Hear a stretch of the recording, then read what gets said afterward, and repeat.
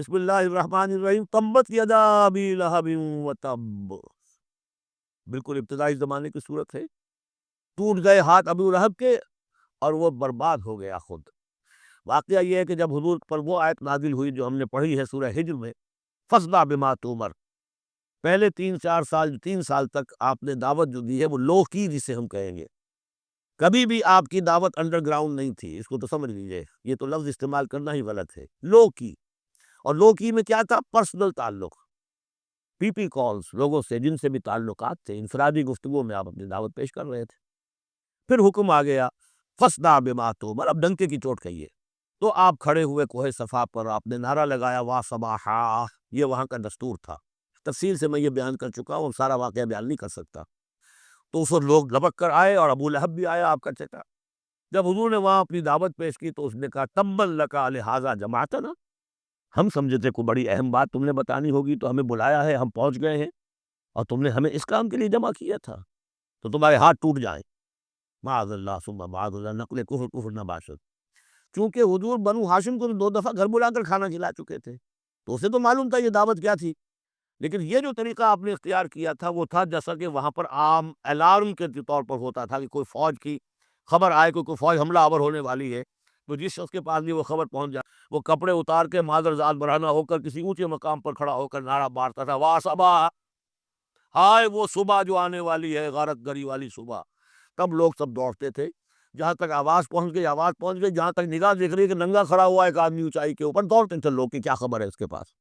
حضور معاذ اللہ دنگے ہونے کا کوئی سوال نہیں تھا، لیکن آپ نے آدھی بات ان کی اختیار کر لی جس کے اندر کوئی قباحت نہیں ہے، کہ آپ کھڑے ہوئے، آپ نے وا صباحا کا نعرہ لگایا۔ وہ صبح قیامت کی خبر دے رہے ہیں، وہ خبر دیتے تھے جو صبح ہوتی تھی غارت گری کی، دشمن آ کر حملہ کرے گا، لیکن وہ بھی تو صبح قیامت ہے۔ بات کوئی تو ہنسی کی نکلے، خندہ صبح قیامت ہی صحیح، صبح قیامت بھی تو ہے نا آخر۔ اس نے کہا آپ تمہارے ہاتھ ٹوٹ جائیں، تم نے اس کام کے لیے بلایا تھا۔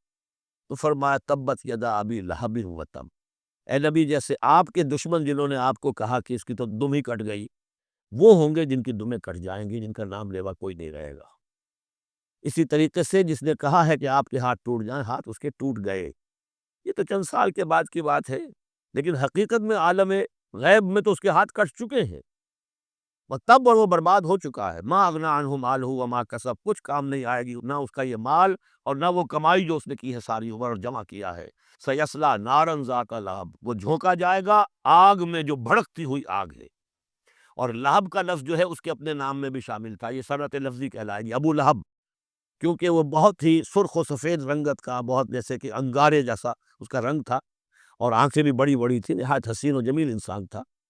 اور اس کی بیوی بھی جمیل تھی، بہت ہی خوبصورت عورت تھی، اور یہ دونوں جو ہے یہ سمجھیے کہ بڑی ایلیٹ کلاس تھی اس معاشرے کی، اس کے پاس منصب تھا، یہ خزانہ، وزیر خزانہ تھا حرم کا۔ چنانچہ اس کے بارے میں مشہور تھا کہ اس میں سے اس نے سونے کے بنے ہوئے ہرن چرا لیے ہیں، اخلاقی طور پر اس کا جو ہے وہ بدنامی اس درجے کی تھی، لیکن یہ کہ حرم کا خزانہ جو تھا وہ اس کے تحویل میں تھا، تو بڑا اونچا منصب دار تھا۔ تو اس کے لیے یہ کہا کہ جیسے یہ دہتا ہوا انگارہ ہے، اس کو رنگ ہم نے دیا ہے، ایسی ہی دہتی ہوئی آگ میں ہم اس کو جھونکیں گے، وامرأتہ، اور اس کی بیوی کو بھی۔ کیوں؟ یہ بھی اتنی ہی دشمن تھی حضور کی جتنا کہ ابو لہب دشمن تھا حضور کا، بلکہ یہ کہنا مشکل ہے کہ بیوی زیادہ دشمن تھی یا یہ کہ یہ شوہر زیادہ دشمن تھا، دونوں۔ اور میں بتا چکا ہوں آپ کو سورہ تحریم میں جو 3 مثالیں آئی تھی، بہترین عورت بدترین مرد کے گھر میں، فرعون کی بیوی آسیہ، بدترین عورتیں بہترین لوگوں کے گھر میں، بیوی حضرت نوح کی اور بیوی حضرت لوط کی، ایک وہ جو نیک سرشت تھی اور نبی کی گود میں پلی، وہ حضرت مریم سلام علیہا، اور یہ بدترین شوہر اور بدترین بیوی، وامرأتہ حمالۃ الحطب، جو اٹھانے والی ہوگی ایندھن کو۔